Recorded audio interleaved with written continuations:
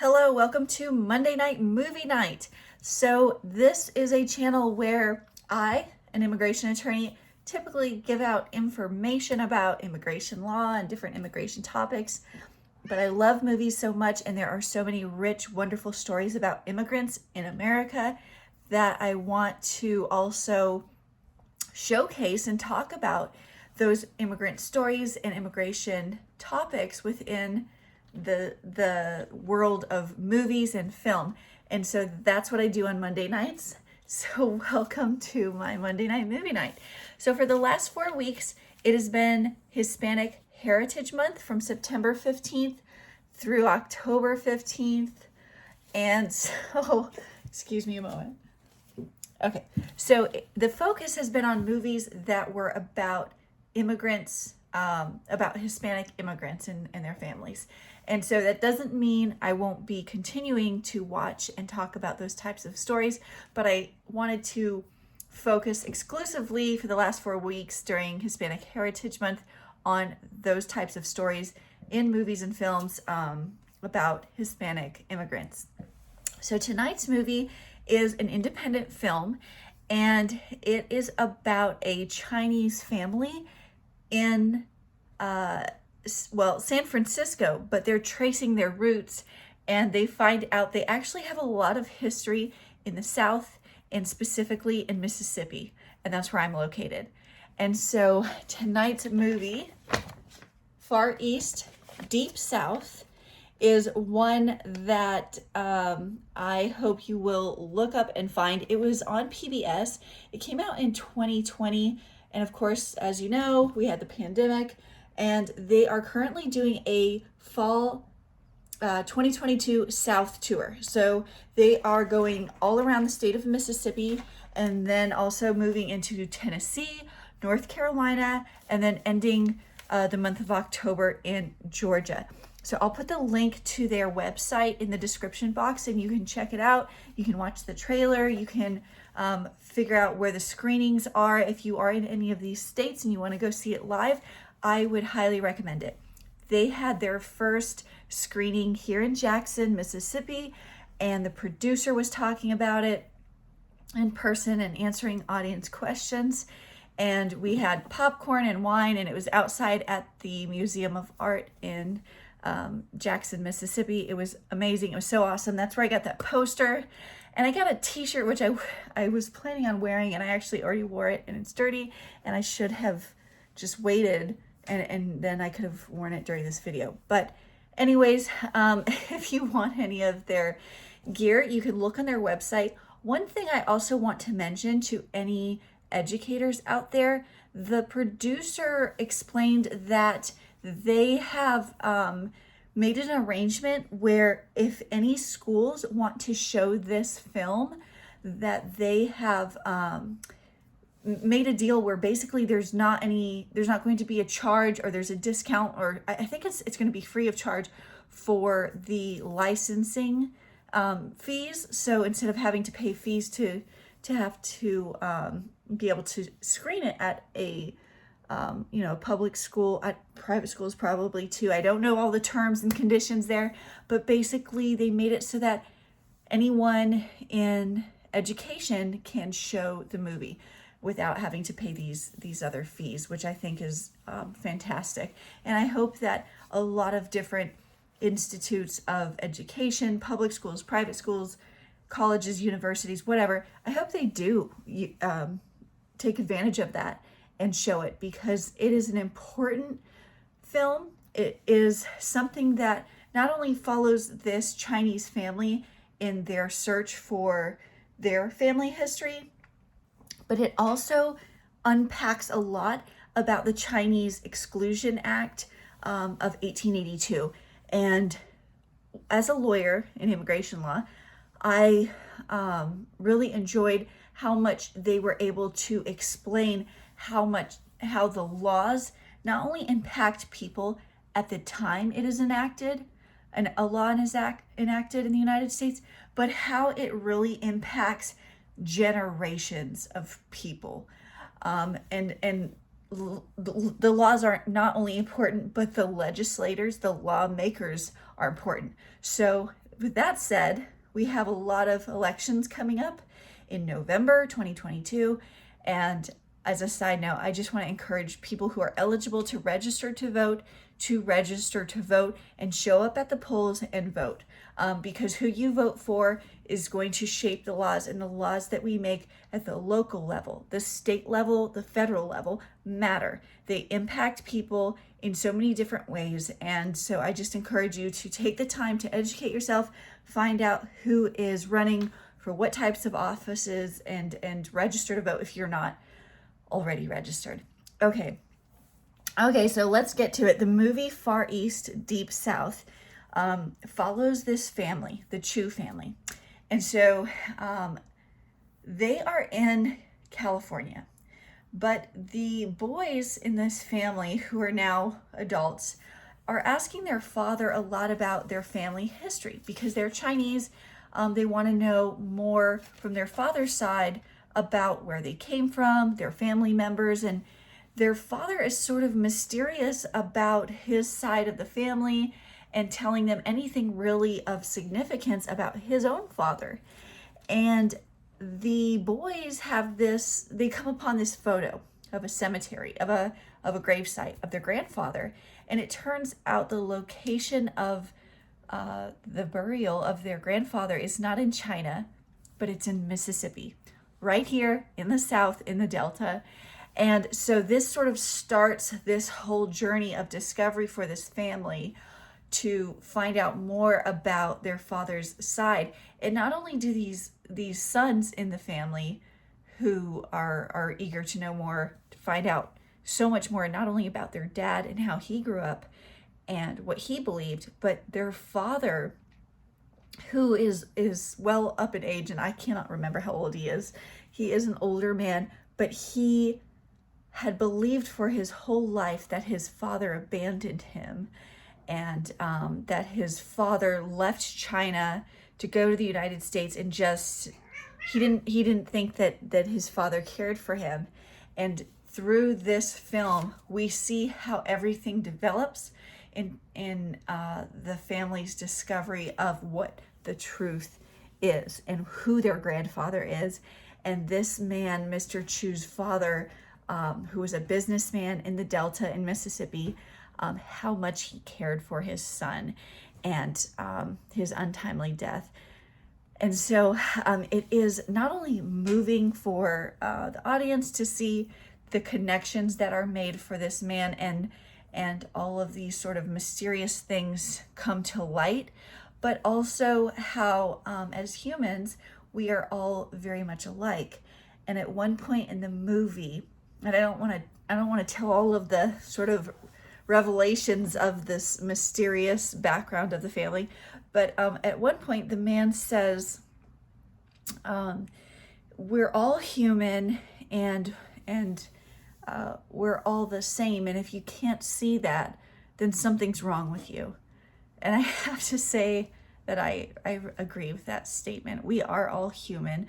We are all of the same human species, and we have so much more in common than we have different than each other. And it's wonderful, and I love it's wonderful to celebrate our differences, but we really are so much alike in so many ways that I don't think is always as recognized, just because of things like differences in language or the color of our skin or the types of food that we eat or cultural norms and practices. So the fact that he could put it so bluntly and directly in a way that I think makes sense was important to the story of this film. But I want to talk also about the law, the Chinese Exclusion Act of 1882, because this was something that impacted people not only at the time that it was enacted, but as many laws can do, it impacted generations of people. And so in this story, we see how, because of this act, Chinese women were not allowed to come to the United States, how this separated family members and affected generations. In this instance, in the Chu family, Mr. Chu sincerely believed that his father abandoned him and that he didn't care about him. And the fact that a law could have such a huge impact on a person's relationship with their closest family members just goes to show you how important it is that laws are passed that are effective in carrying out justice and doing good for the people who are part of a democracy and are voting for laws and voting for people who make those laws.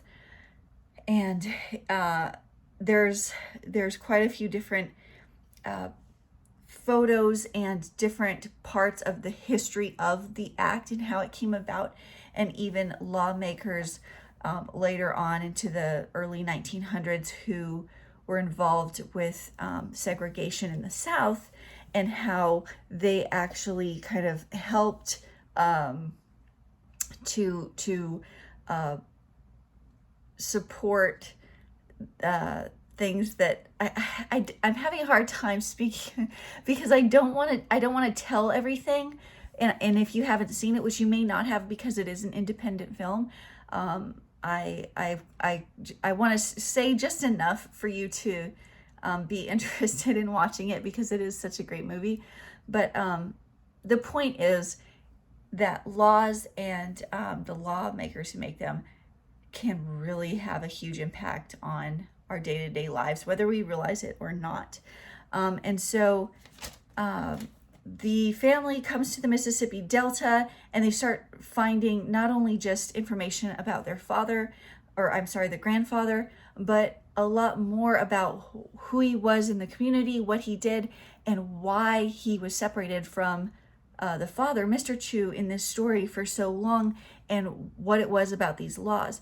Another thing, and this goes to more to, I think, cultural practices that I want to talk about, is the fact that certain people are given preference based on their status or class, and certain ways in the past that we see play out over time. And in this scenario, in this instance, when it comes to Chinese Americans, women were not allowed to come to the United States. However, women with bound feet, which was something that higher class or elite women in China did, some of them were.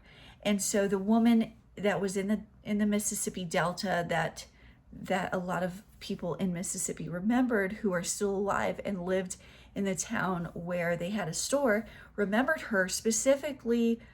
They remembered about her, well, a lot of things, that she was this very nice, lovely person at this store, but they all kept mentioning how her feet were bound. So it was interesting that women weren't allowed because the government didn't want the Chinese to grow their families and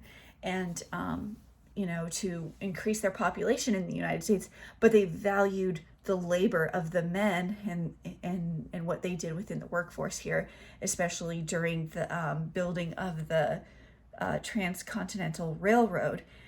And so anyways, the grandmother was well known in the community, and she was easily identified because she had this specific thing about her, which was that her feet were bound, which was something that was common during an era in China for women to do.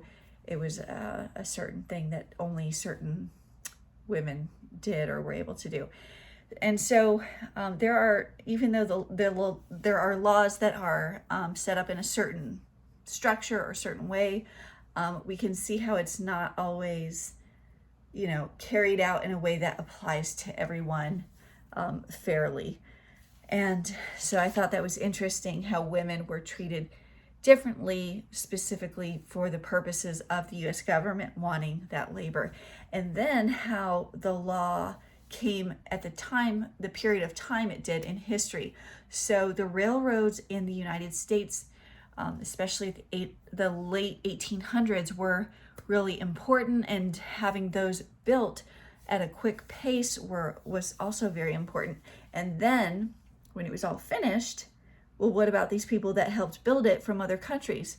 Now all of a sudden they're of no value to the US government. Unfortunately, this is reflected in the laws that were passed. And if you've been watching and you like watching the movies that I've talked about on this channel, early on, I think it was my first video, it was about Irish immigrants.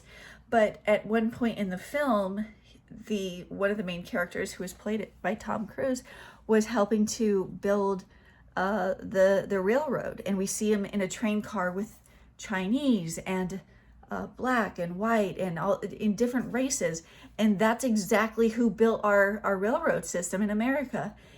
And so with this law, it came at a time where the railroad was complete. How convenient, right?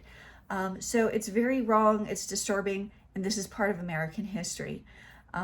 So in this film, they do a good job of tying in both their own family history and how they sort of come to discover information about their grandfather and why he did what he did, but also how there were restrictions where he was limited in being able to bring his family over because of the laws that were suddenly put in place at that particular point in time in American history. So if you want to see it, I'm putting the link below.